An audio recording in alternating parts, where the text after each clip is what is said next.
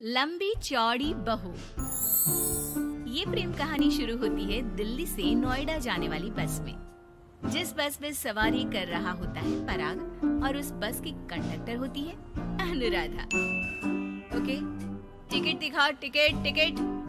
चाचा का प्लेन नहीं चल रहा है यहाँ तेरा, जिसमें फ्री में सवारी कर रहा है। हिसाब देना होता है हम लोगों को, सरकार को। निकाल पैसे, चल। पराग दूर से अनुराधा को देखता है। अरे यार, कितनी धाकड़ लड़की है। मजाल है कोई कुछ बोल दे। कितनी समझदार और कितनी कॉन्फिडेंट। आज से मैं तो इसी बस में घर जाया करूंगा। अब क्या था, भले पराग को घर जाने के लिए 10 बस छोड़नी पड़े, भले 20 किलोमीटर की यात्रा खड़े होकर पूरी करनी पड़े, लेकिन आने जाने का सिलसिला वो अनु की बस पर ही करता। एक दिन, ओह क्या करता है तू? हाँ, मैं नोटिस करती हूँ, देखता रहता है मुझे जब देखो तब। हाँ, वो मैं तुम्हें पसंद करता हूँ और शादी भी तुम्ही से करूंगा। वाह जी वाह, तू ना कोई प्रधानमंत्री हो गया कि आज से 500 की नोट बंद और नोट बंद। ना जी ना, इतनी तो नहीं चलती, लेकिन हाँ, तुम्हें प्यार करता हूँ। तुम्हें कोई प्रॉब्लम नहीं होने दूंगा, ये वादा करता हूँ। हाइट देखिए अपनी। मेरे लिए कोई ऐसा लड़का चाहिए जो मेरी तरह लंबा चौड़ा हो। अरे जोड़ी भी तभी अच्छी लगती है।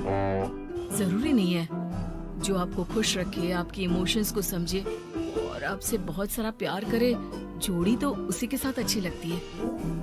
फिर क्या था, हीरोइन को हीरो से प्यार हो जाता है और दोनों शादी कर लेते हैं। शादी के बाद देख, अब तो इस घर की बहू है।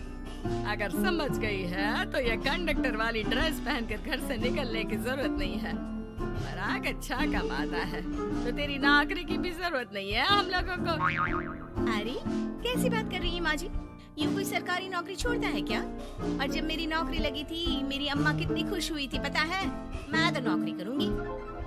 अरे नौकरी करेगी तो डंडे से मारूंगी, और हाँ, जो निकली घर से बाहर ना तो हाथ पैर तोड़ दूंगी और घर से बाहर निकाल दूंगी, देख लेना।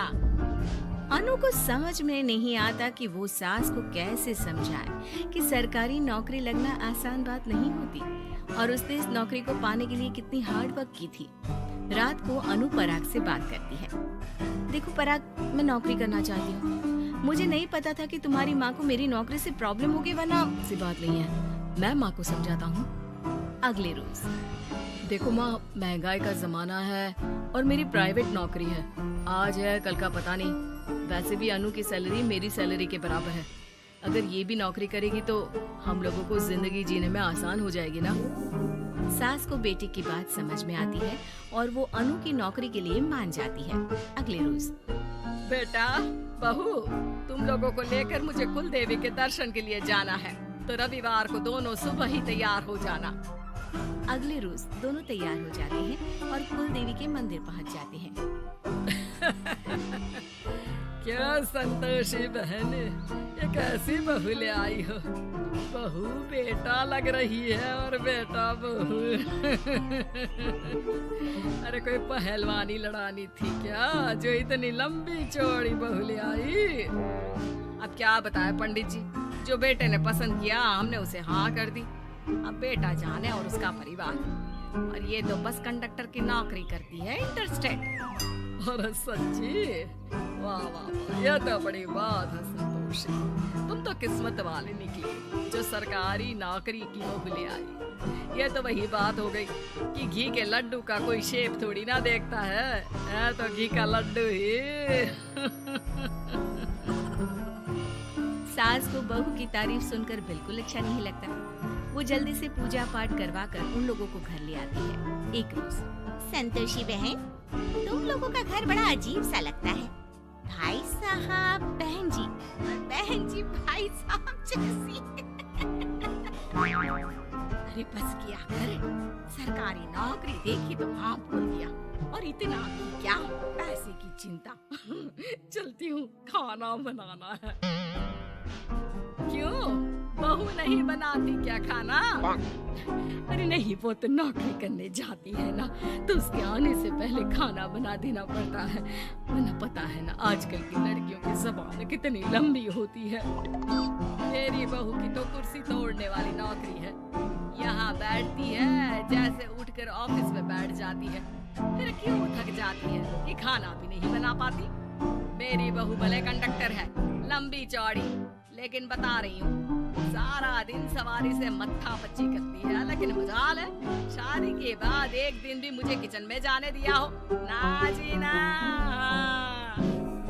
दोनों पड़ोसन वहां से चली जाती है। सास बाजार जाती है और एक ट्रेड मशीन ले आती है। अरे माँ जी, इस उम्र में आप घर पर जिम खोलेंगी?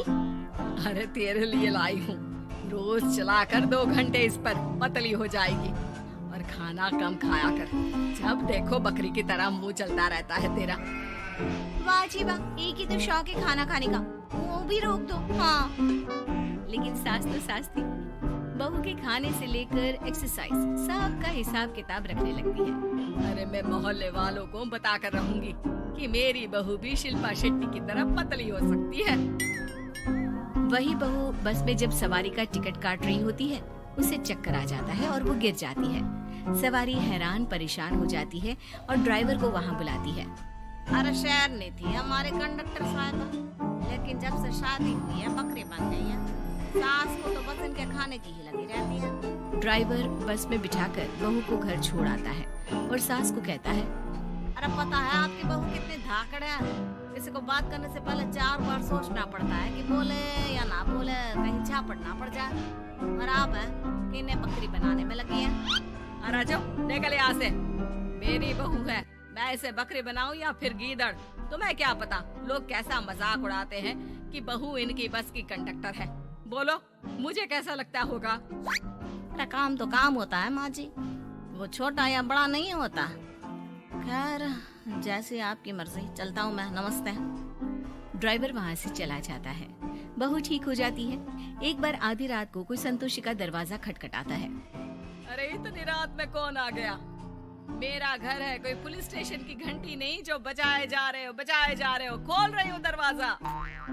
जैसे ही दरवाजा खुलता है, सामने वही पड़ोसन खड़ी होती है जो अनु की कुछ दिन पहले बुराई कर रही थी। मेरी बहू के पेट में दर्द हो रहा है, उसे जल्दी अस्पताल पहुंचाना जरूरी है। हाँ तो पहुँचाओ, और जल्दी लड्डू के साथ खुशखबरी भी सुना देना। हाँ, काहे हमारा दरवाजा पीट रही हो? अरे सुनो तो, अपनी बहू से कहो ना कि सरकारी बस को थोड़ी देर के लिए दरवाजे बुला ले। क्या है ना, कोई साधन नहीं है अस्पताल ले जाने के लिए। सास अनु को कहती है और अनु बस को बुलाकर पड़ोस वालों की मदद करती है, जिसके बाद पूरे मोहल्ले में अनु की तारीफ होने लगती है। सच में लंबी चौड़ी बहू के साथ साथ लंबा चौड़ा दिल भी है बहू का।